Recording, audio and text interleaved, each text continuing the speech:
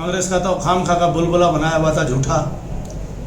तो तूफान तो बीजेपी का था।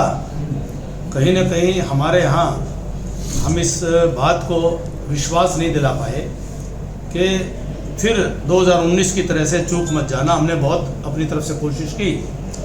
2024 में भी बीजेपी की सरकार बन रही है, हमने बहुत समझाने की कोशिश की। अपनी तरफ से हमने जो कर सकते थे, हमने झोली फैलाकर, सिर झुकाकर, हाथ जोड़ करके जो भी हम कर सकते थे, हमने जनता के दरबार में अपनी अर्जी रखी, अपनी अपील रखी, अपनी दलील रखी। जनता मालिक है और जनता जनार्दन का निर्णय सर माथे है। हमारे जो आदरणीय विधायक जी चुन करके आए हैं, उनको हमने बधाई भी दी है, शुभकामनाएं भी दी हैं कि वो अच्छी तरह से जनता की सेवा करने का काम करेंगे, ऐसा मैं विश्वास भी व्यक्त किया है। कांग्रेस अपनी हार को कभी भी आज तक पचाना उसने सीखा ही नहीं। कांग्रेस के अंदर एक उसके संस्कार में एक मैन्युफैक्चरिंग डिफेक्ट है कि हर कांग्रेस ये सोचता है कि वो राज करने के लिए पैदा हुआ है और वो राज घराने का संस्कार उनके खून में घर कर गया है। 2014 से कांग्रेस के प्रादेशिक नेतृत्व ने आज तक भी हार को स्वीकार नहीं किया और 2014 से लेकर आज तक हरियाणा प्रदेश के समाज में जहर घोलने का काम हरियाणा प्रदेश के कांग्रेस के नेतृत्व ने किया है और उसी का परिणाम आज ये है कि वो हरियाणा की राजनीति से खारिज किए जा चुके हैं। और इतना बड़ा उनको लोकसभा के अंदर आशा की किरण दिखाई दी थी और उसको भी वो संभाल नहीं पाए और सबको साथ जोड़ करके वो चल नहीं पाए और उन्होंने जो उनका भी समर्थक वर्ग था उसको भी पूरी तरह से निराश किया है, क्योंकि अंततोगत्वा नेतृत्व है जिसको सबको साथ लेकर चलना पड़ता है। समर्थक तो अपनी ताकत साथ जोड़ सकते हैं, उनके समर्थकों को भी उन्होंने अपने नेतृत्व क्षमता के अभाव में, सबको साथ लेकर चलने की नीति के अभाव में, सबको जोड़ करके चलने की जो होनी चाहिए कवायद, उसके अभाव में ये कांग्रेस की दुर्गति कराने का जिम्मेदार कांग्रेस का प्रादेशिक नेतृत्व है। और अब वो खीज में इधर उधर बहाने ढूंढ रहे हैं। जनता सब जानती है, जनता उनके सच्चाई को समझ चुकी है, कारण भी जनता जानती है। कारण क्या है? वो कारणों से ध्यान हटाने के लिए इस तरह की बातें कर रहे हैं। जब वो हिमाचल में जीत जाएं तो ईवीएम ठीक है, जो कर्नाटक में जीत जाएं ईवीएम ठीक है, वो तेलंगाना में जीत जाएं ईवीएम ठीक है, लेकिन वो हार जाए तो ईवीएम पर दोष मढ़ने का उनका पुराना व्यवहार है।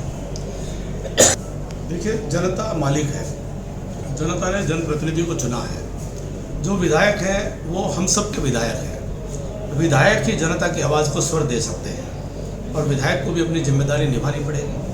हमारी जो अपनी भूमिका है, जितनी भी हम सकारात्मक भूमिका निभा सकते हैं, हम निश्चित तौर पर अपने क्षेत्र के लिए हम अपने सकारात्मक भूमिका निभाने का पूरा प्रयास करेंगे। मैं विधायक जी से निवेदन करूंगा कि वो जीत में एक गरिमा और मर्यादा रखनी चाहिए। हार की भी अपनी गरिमा और मर्यादा होती है, जीत की भी अपनी गरिमा और मर्यादा होती है। मुझे लगता है कि हमने हार करके भी शालीनता और गरिमा और मर्यादा रखने की कोशिश की है और उनकी जो भाषा है, उनके जो शब्दावली है, मुझे चिंता होती है कि वो उनको सौभाग्य नहीं मिला अच्छे संस्कार प्राप्त करने का, तो फिर भी उनको अच्छी भाषा का प्रयोग करें, भाईचारे की जो भाषा होती है उसका प्रयोग करें और अपनी जिम्मेदारी को निभाएं, बजाय कि गंदी भाषा और गलत भाषा का उपयोग करके वे अपने ही संस्कार का परिचय दे रहे हैं। वह जिस प्रकार की भाषा मैंने उनका मुझे कुछ साथियों ने दिखाया था, जिस प्रकार की भाषा उन्होंने उपयोग की है, उस पर मेरे पर टिप्पणी से ज़्यादा उनके स्वयं के संस्कार पर टिप्पणी है। उनके स्वयं के संस्कार को संकेत कर रहा है कि वो किस प्रकार का उनका संस्कार है। तो मैं उनको, हमारे अजीज हैं, हमारे अपने भाई हैं, उनको हमारा इलाके की अपना संस्कार है, उम्मीद करता है कि वो अच्छे भाषा और अच्छे मान सम्मान का एक दूसरे के प्रति व्यवहार रखें। हमने चुनाव जीते भी और हारे भी हैं। हमने चुनाव जीत करके भी पूर्व के हमारे विधायकों से राय करके हमने अपने इलाके में विकास करने की कोशिश की, हमेशा उनका मान सम्मान किया। हमने अलग पार्टियों से भी रहे, हमने फ़ोन करके उनसे हमेशा सलाह ली, बातचीत करी। तो हमारे अजीज हैं, उनको कम से कम मान सम्मान ज़रूर सबका रखना चाहिए, ऐसा ये समाज अपेक्षा करता है। मुझे कितनी भी गाली दे, मुझे कोई फ़र्क नहीं पड़ता, उन्हीं के ऊपर ये टिप्पणी जाएगी कि वो उनका किस प्रकार का संस्कार है। चुनाव खत्म होते ही एक बार साल हो गए, आपकी संतुष्टि जब हो जाए, मैं तो अपना काम करता रहता हूँ। जीवन के अपने इलाके में लगा दिए हैं और सामाजिक तौर पर मैं पूरा जीवन जुड़ा रहूँगा। बाकी चीज़ें आगे वक्त बताएगा।